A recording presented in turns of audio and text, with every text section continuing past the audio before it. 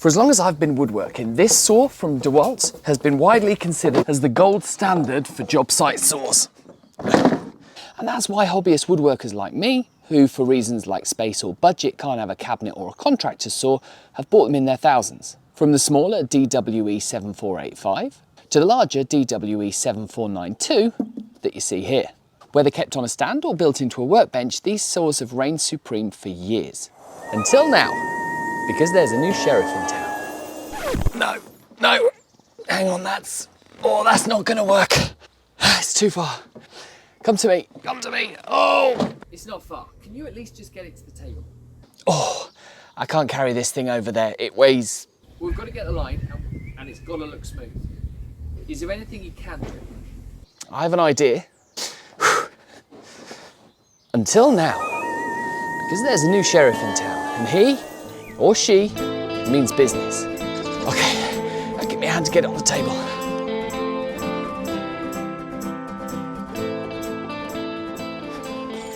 But let's settle this. Which one should you buy?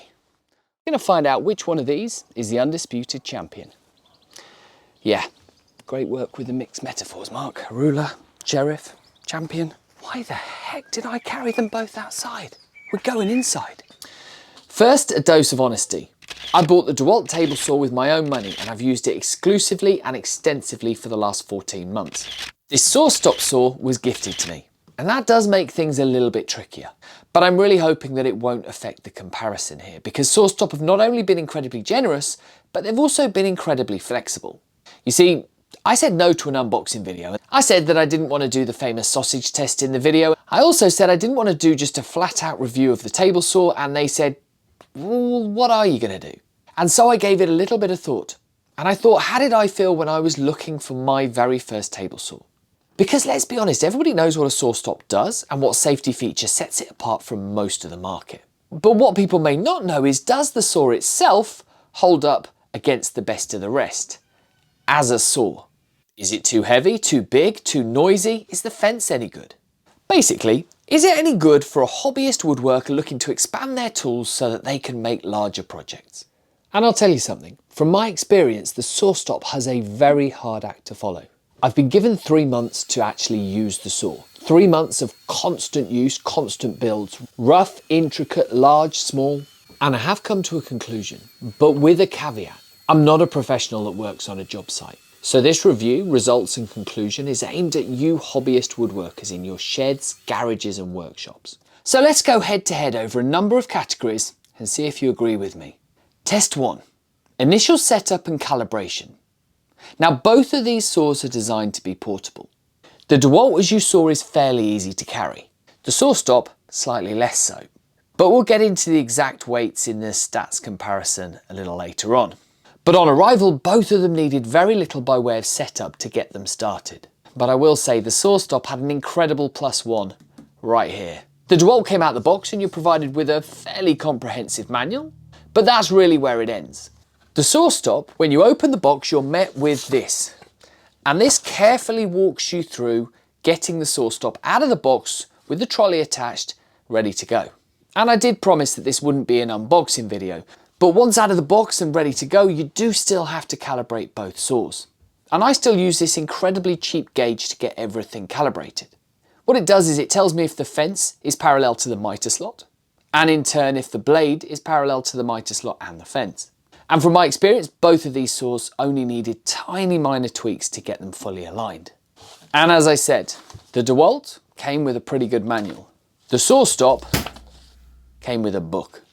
But it's not that gives the SawStop the bonus point here, because actually, what they also include is a safety and general use instructions for table saws as a whole, not just specifics to their own tool. And actually, this is bigger than you think.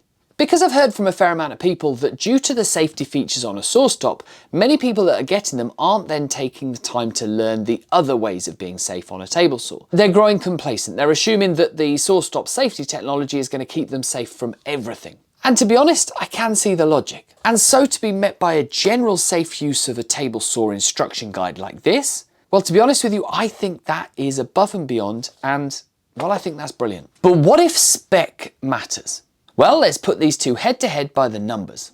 Let's look at size first, which is fairly obvious on the camera when you're looking at the two side by side, but I won't go into every measurement, just the important ones. The SawStop is 130mm wider and 87mm deeper. Height from your workbench to the tabletop, you're looking at around another 70mm higher. And bigger may sound better, but if space is a consideration, as you can see, this is considerably bigger than the DeWalt. And at the very start, we touched on weight. All of that extra size comes at a cost, and that's weight. The SawStop weighs 11.5 kilograms more than the DeWalt. But to be honest, I don't think that's too big an issue if you plan to have it fixed to a stand or built into your workbench itself. I truly don't think the SawStop is designed to be carried as you saw me doing it, which is why they give you the trolley with it.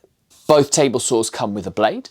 The DeWalt comes with a 250mm diameter 24 tooth blade, whereas the SawStop comes with a 254mm 40 tooth blade. Is that significant? Well, it comes with its own section later on, but what it does affect is the cut depth.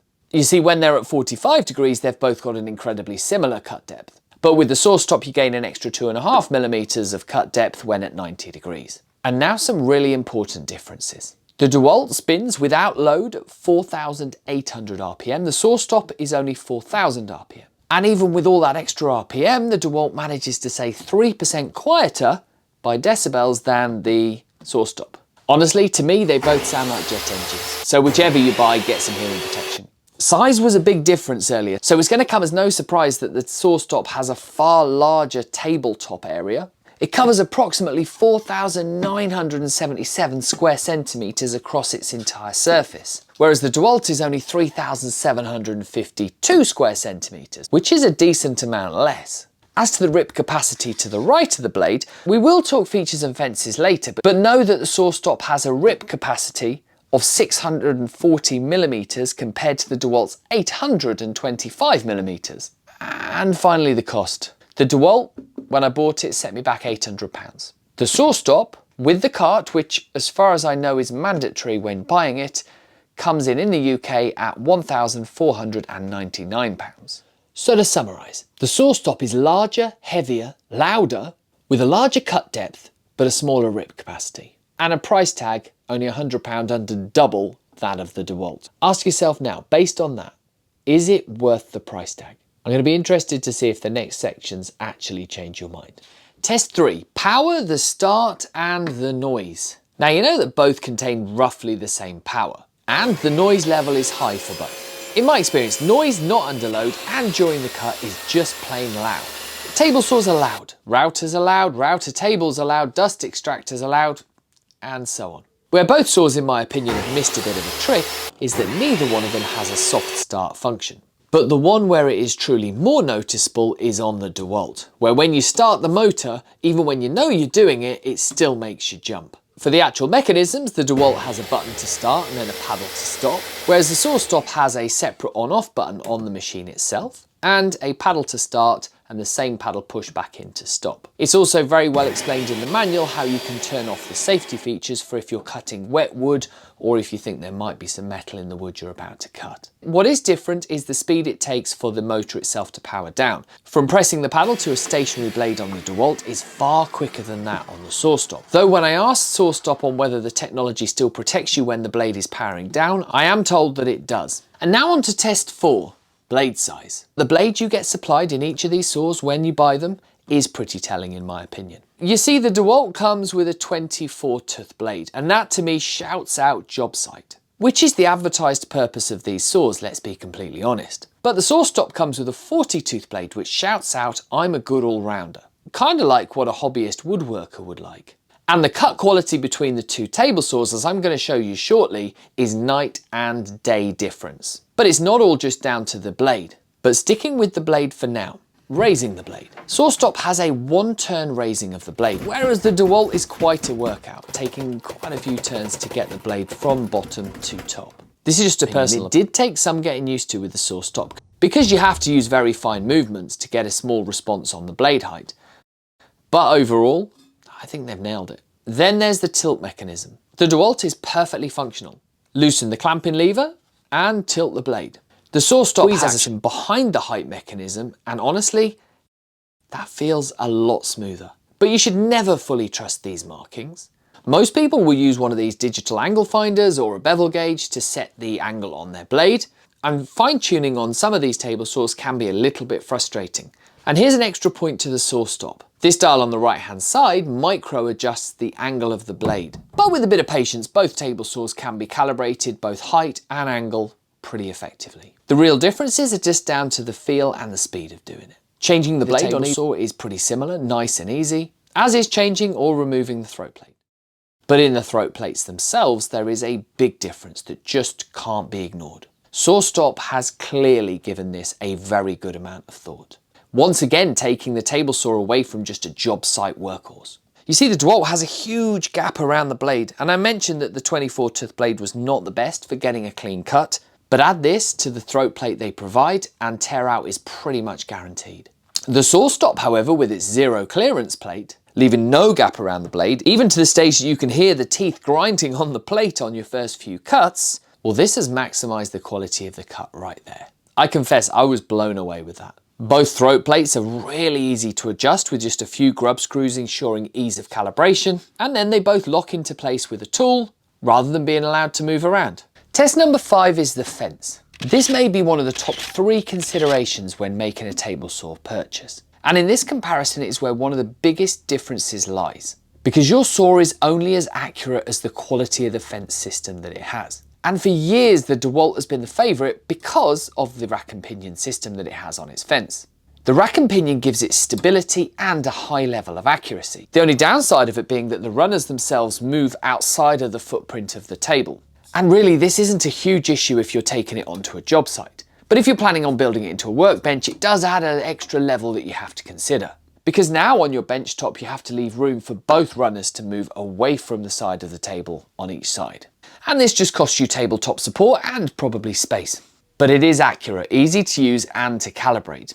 And more importantly, there's no lateral movement on the fence once you lock it down into place, unlike the fence on the SawStop. And this may just be the table saw's biggest weakness. You see, with the SawStop, the fence rides solely on this rail at the front and locks only down to that rail. It does give it some advantages. It's very easy to move and it's even easier to remove. Removing the fence off the DeWalt table saw is not difficult, but it does take a little bit longer. Both fences are very easy to lock down. The SawStop has a button on the top, the DeWalt has a paddle down the side. The issue on the SawStop's fence comes when you lock it down and the furthest end of the fence tends to move in or out by 1 millimetre or 2.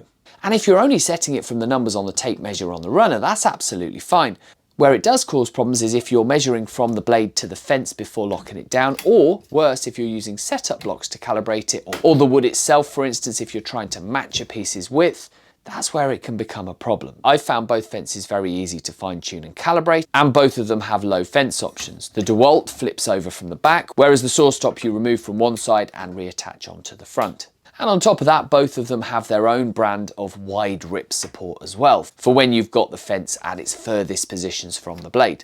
How they do these wider rips is entirely different. With the SawStop, the top itself can be slid into a wider position, and to keep the measurements on the tape on the front accurate, there's 2 sets of measurements, one for when it's open and one for when it's closed. This works perfectly fine in the job site setup, but it does cause one major issue that I'm going to talk about in the deal breakers section at the end. And finally, the shape of the fence itself. Pros and cons on this one really. The DeWalt has a higher fence, which I found slightly easy for attaching jigs to. However, the SawStop has a parallel fence built into a block.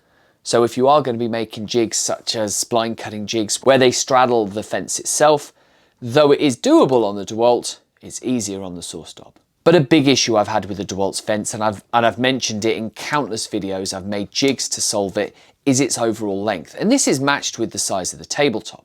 Because the tabletop is smaller than the SawStop, you've got a fence that is 14 centimetres shorter than that on the SawStop. And that is significant. So far with these two saws, you've got some very big differences. And I've mentioned with the SawStop that it does go above and beyond on the user experience.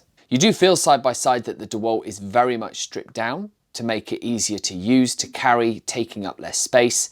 But the user experience really comes into play in the next section, extras. You see, they both start similar. They both provide you with the same-ish push sticks. Both can be stored on the saw. They both come with removable riving knives so that you can attach another riving knife with a crown guard for added protection and extra dust extraction. But the SawStop goes even further. When you extend the tabletop itself for wider rips, you reveal this cubby underneath where you can store most of the extras for the machine. You can store a spare brake in there for the safety features, you've got the Allen keys for making adjustments, and this is where the crown guard or the riving knife sit depending on which one you've got on the machine. I genuinely thought that was a bit gimmicky to start with, but now I've used it, I like it. And now for test 7, and this is a big one for the hobbyist woodworkers. When you're considering getting your first table saw, one thing that I believe is in the top 3 considerations for the table saw has to be dust extraction.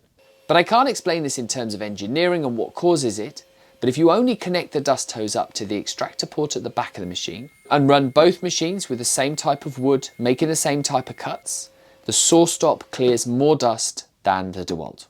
However, that's probably not how most people are going to run it. But that doesn't mean the DeWalt doesn't do a fairly good job. But when it comes to dust control, better is, well, better. And so now we move on to the testing stage. We spoke earlier about size and weight on these machines. I don't genuinely think it's a major problem that the SawStop is both larger and heavier than the DeWalt, unless you are incredibly tight on space. Because honestly, the trolley that it comes on makes it so easy to wheel it out and put it away every time you use it, or, like I've done, just build it into a workbench that can wheel up to your workbench and then be wheeled away. I'll show you a very quick overview of that bench that I built at the very end of the video, because I do think the design particularly works well for the SawStop. But where the larger size does come to benefit you is the size of the tabletop, as we mentioned earlier. When it comes to these tabletops, there is one major issue that I found with one of these saws, and that is the DeWalt. From the moment I got this saw, the top has never been flat. Ignore the throat plate, that's not overly important. But to me, the top is. As you can see on this straight edge, there is a significant amount of dip from one side of the top to the other. But after some research, I saw that this is actually a fairly common issue with the job site saws from DeWalt. After all, it is designed for the site and not for making fine furniture. The SawStop, however, in its normal state, is perfectly flat. But I suppose it's a clue for what I'm going to tell you in the deal breakers section as to the issue it has, that I say only in this state is it perfectly flat. But before that, let's do the most important test. Let's do the cut quality and the dust extraction tests. For these side-by-side tests, I have tried to use the exact same wood, the same dust extractor setup and the same positioning in the workshop, and I'm going to be doing all the cuts with the stock blades that are provided with the saw. And I know you can, at a cost to you, upgrade the blades in either of these table saws.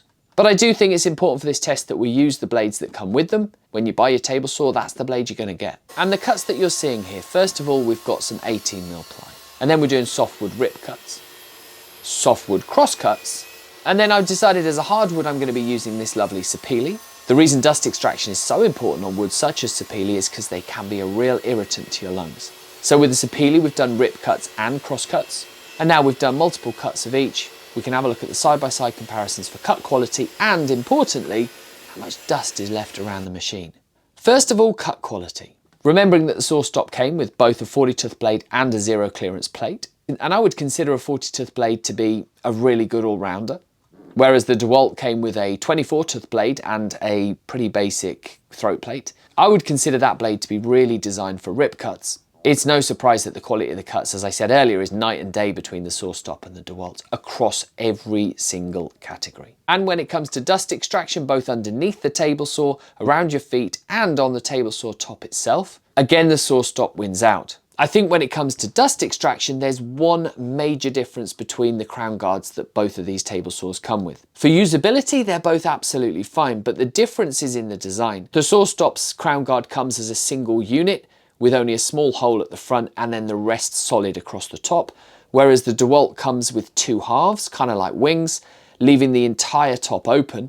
And so with the DeWalt, it doesn't feel like you can get enough power through the dust extractor to actually stop the bits just firing out the top of the crown guard. Now, before we jump to our conclusions, we need to talk deal breakers. And the first one of those is going to be cost, which can be the driving factor regardless of quality. You see, when I first bought the DeWalt, that was pretty much the priciest job site saw you could buy in the UK market. But now the SawStop has come out, it's only about £100 less than double what I paid for the DeWalt. But I've purposefully not spoken about their biggest strength. I've tried to keep this initially about the saws and the cuts they can do. But there's no getting past the fact that the SawStop comes with that flesh sensing technology. And that still blows my mind. The fact that the blade can retract that quickly and save your fingers is staggering. And that has to have a value, but it also has to come with a warning. And it is one that SawStop does talk about in their manuals. You can never just rely on the tech to keep you safe. You have to learn how to use and respect the machine properly. For instance, kickback is just as dangerous as any other saw with the same riving knife and crown guard combination. And now the next deal breaker. Yes, the SawStop has a larger tabletop. So when using both table saws with the fence within the tabletop, it wins out, hands down. But technically, the DeWalt has a wider rip capacity. And when you have both tables at their fullest extension, giving you the widest rip available with them, the DeWalt is the most sturdy. The SawStop at its widest has a decent amount of dip. Now, if you're using that on a job site, I wouldn't imagine that's going to cause you any major issue. However, if you do fit this table saw into a bench like I did, and you're using the back of the bench as an outfeed table, that dip at the far side may mean the workpiece catches your outfeed table, which could potentially twist it and cause kickback if you're not aware of it. Now, this is post-video, Mark, and I feel I have to cut in here because during the filming of this video, I actually contacted SawStop to ask about this issue. It felt like they were really unhappy that I'd experienced this issue and they asked me for some extra details so they could assess it. So I sent them what you're seeing now. I actually put measurements to the issue, and these were 1mm dip under no weight at all, followed by a 2mm dip experienced when you apply a little bit of weight to the extension table. And I need to ask you for a little bit of trust here, because I'm sure there's going to be people out there that will say that I received preferential treatment because I was given this saw to review. But I was told, and I do trust it, that I received the customer service that any customer can expect to receive. I actually had a call back shortly after sending all this footage over by someone who checked every table that they had in stock. These are the tables being stored up to be sent out to customers. And what they found was no dip over extension with no weight, and a 1mm dip when a little bit of weight is applied to the extension table. I think you'll agree that is way better than what I had. We chatted a bit and I said, well, I can work around the one that I've got, that's absolutely fine. But they insisted that I had the table saw replaced. And I kid you not, within less than a working day, I had that table saw replaced. But the rest of the video and the conclusion you're going to see is based upon the table saw that had the dip in it. So you're going to have to add a few merit points to the SawStop. Not only for having a far sturdier extension table than the one I experienced, but also for their sheer high quality level of customer service. Now, back to the deal breakers, because we're not done yet. The last deal breaker between the two that has to be considered is the fence. I really like the rack and pinion system. I really don't like the system that the SawStop has. I understand why they've done it, to keep the runners within the table saw's footprint. And once you get used to the nuances of it, then you can account for the swing, but it can be slightly annoying. So after all those words, now we're left with our conclusions. And I will say, just as a caveat before we go into this is my experience of the table saws that's led me to these decisions, nothing else. And I'm going to do the conclusion in two ways, if you'll humour me through it.